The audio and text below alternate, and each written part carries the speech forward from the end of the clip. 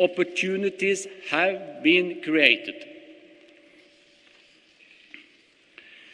Your Majesties, Mr. President, Your Royal Highnesses, ladies and gentlemen, the vision of a world free from nuclear weapons have powerfully stimulated disarmament and arms control negotiations.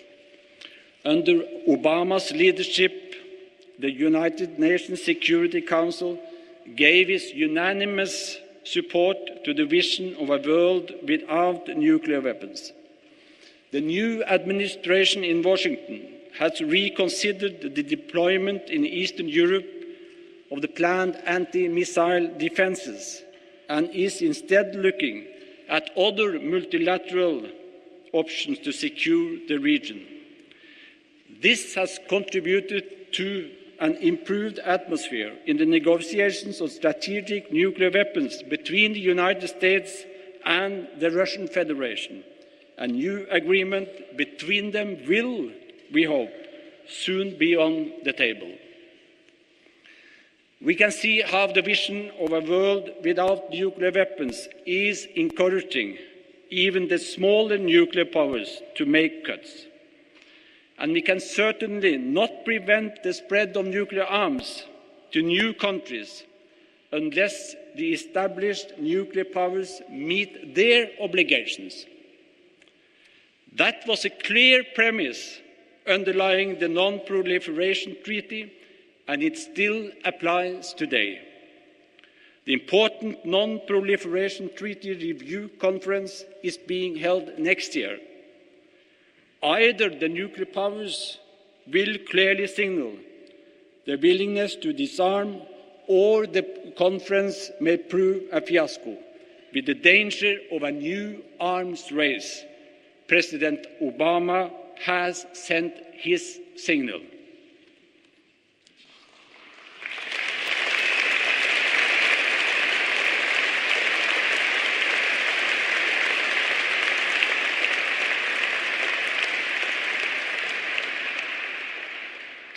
In today's Washington, dialogue and negotiations are the preferred instruments for resolving even the most difficult international conflicts. The United States is no longer on the sidelines regarding the nuclear program in Iran. As the President put it in his inaugural address, we will extend a hand if you are willing to unclench your fist. There is no guarantee that negotiations always succeed, but in Obama's opinion, the United States is obliged to try.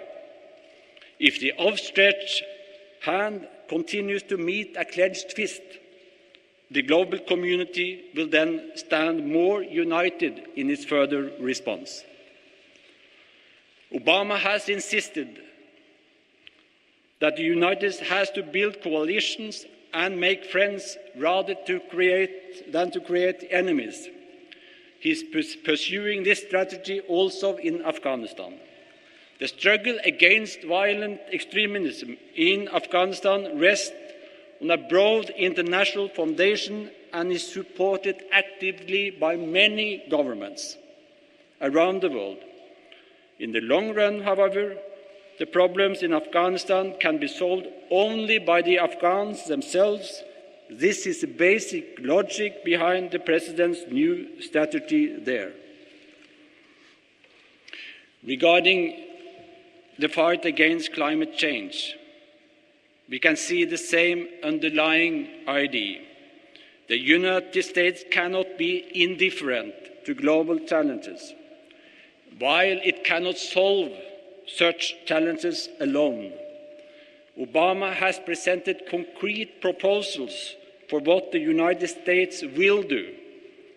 This has improved chances of reaching an effective global agreement, if not this year, then we hope at least next year.